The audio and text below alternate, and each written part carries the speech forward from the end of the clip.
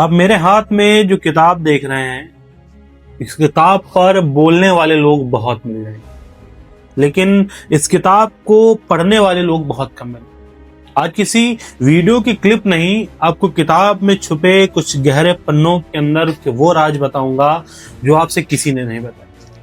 ये किताब जब खुलती है तो सच कुछ और निकलता है, लेकिन इस किताब के बारे में जो लोगों ने दावे किए वो कुछ और निकलते हैं।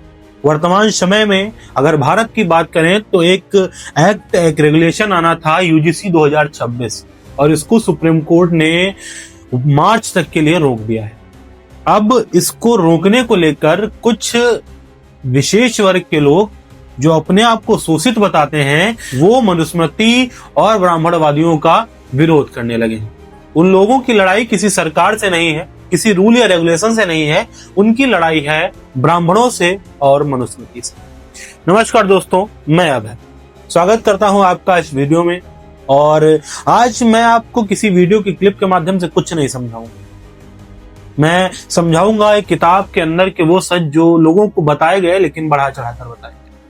मनुस्मृति एक ऐसी किताब है जो लगभग 200 से 300 बीसी वर्ष पूर्व लिखी गई और उस किताब में सही कर्मों के लिए सही सजा का प्रावधान, गलत कर्मों के लिए गलत कर्मों का प्रावधान था।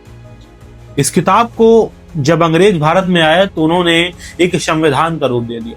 उन्होंने रूप दिया इस किताब को कि ये संविधान है और इसी के आधार पर भारत चलेगा।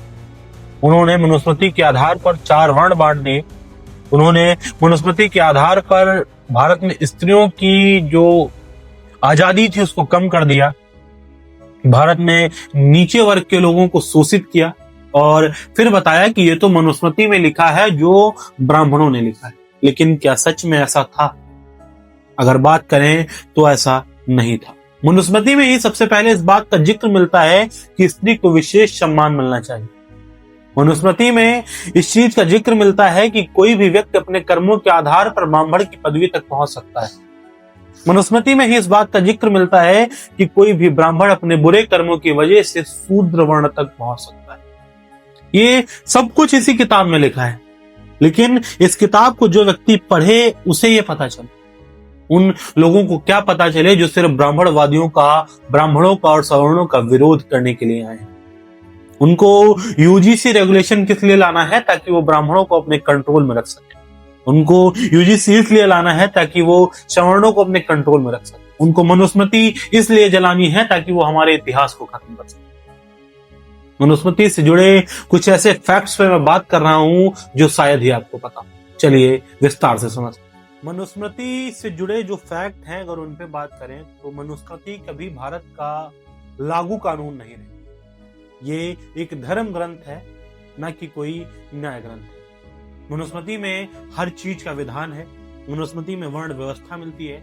मनुस्मृति में जो 4 वर्ण दिए गए हैं उनके काम बताए गए हैं और उनको अपने कर्म के आधार पर बदलने का भी वर्णन मिलता है। मनुस्मृति जैसी किताब को जिसे लोगों ने इतना विरोधाभासी बना दिया, वास्तव में इस किताब में ना तो कोई गलती है, ना ही कोई ऐसा तथ्य है जिसके आधार पर इसको जलाया जाए। मनुस्मृति में कई जगह पर, कई श्लोकों में स्त्री के ससम्मान, संपूर्ण सम्मान की बात की जाती है, तो वहीं पर कहीं कहीं स्त्री की स्वतंत्रता सीमित कर दी जाती है। लेकिन उस स्वतंत्रता को सीमित करने का जो उद्देश्य था वो लोगों ने नहीं समझा और स्त्रियों ने इस किताब को जला दिया।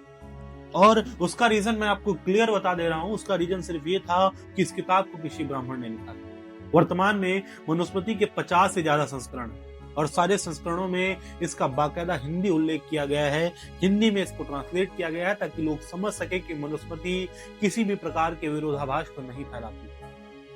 मनुस्मृति जैसा ग्रंथ जिसमें काम, अर्थ, शास्त्र सारी चीजें मिलती थी, सारी चीजें इस किताब में उपलब्ध थी और इस किताब के हिसाब से ना जाने कितने वर्षों देश चला, लेकिन ये कभी लागू कानून रही ही नहीं। अंग्रेजों ने इसे एक कानून बना दिया, लेकिन वास्तव में ये कोई कानून नहीं था, एक धर्म ग्रंथ था जिसको संत मुनियों ने लिखा था। और इसलिए लिखा था ताकि भारत में जो राजा हैं वो न्यायप्रिय हो सके, भारत की जो प्रजा है उनको सारी व्यवस्थाएं मिल सके। इस किताब को लिखने का उद्देश्य था कि राजा न्यायप्रिय रहे, राजा कभी रिश्वत न ले, राजा के जो कर्मचारी हैं वो कभी प्रजा को सताएं नहीं। राजा को अंतिम निर्णायक भी इसी किताब में बताया गया। इसी किताब में उस हर चीज का जिक्र मिलता है जो कहीं न कहीं आज भारत के संविधान में मिलता है।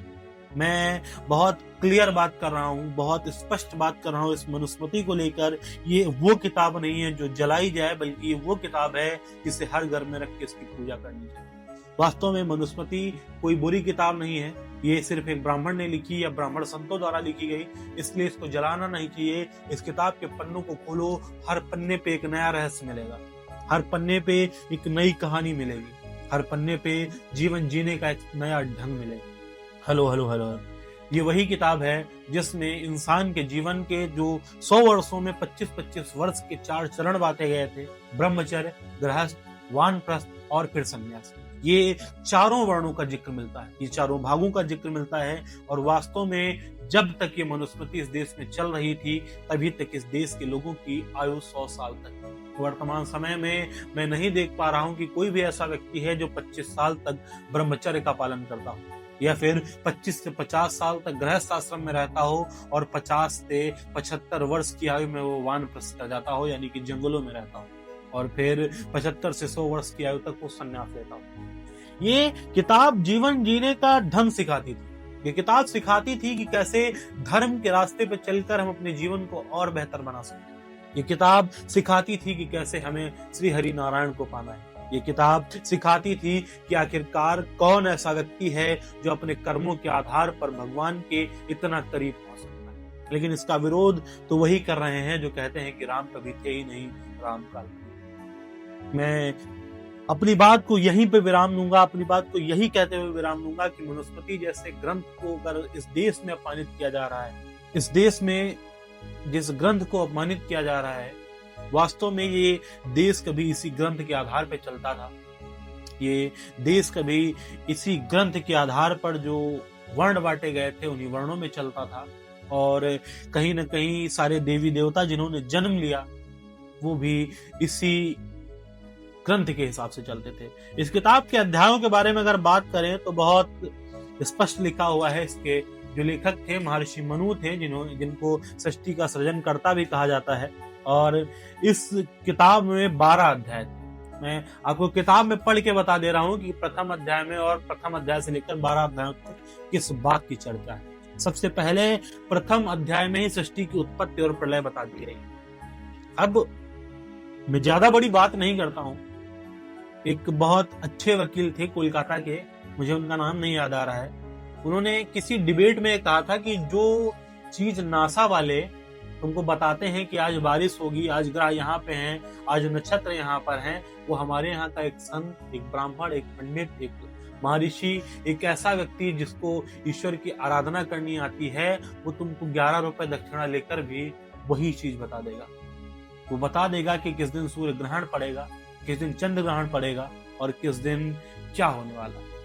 तो कहीं ना कहीं वो इस ग्रंथ पे चलते थे। सृष्टि की उत्पत्ति से लेकर प्रलय तक की उनको जानकारी थी, इस वजह से वो इस किताब पे चलते। जाति कर्म का आधार जो था वो दूसरे अध्याय में था, लेकिन जाति और कर्म वाले जो अध्याय में इस बात का जिक्र मिला, वो जाति कर्म इसीलिए मिला था कि जाति तो हमने बना दी कि ब्राह्मण, क्षत्रिय, वैश्य और शूद्र, लेकिन कर्म का जो आधार है उससे शूद्र ब्राह्मण की पदवी तक पहुंच सकता है और ब्राह्मण शूद्र की पदवी तक आ सकता है।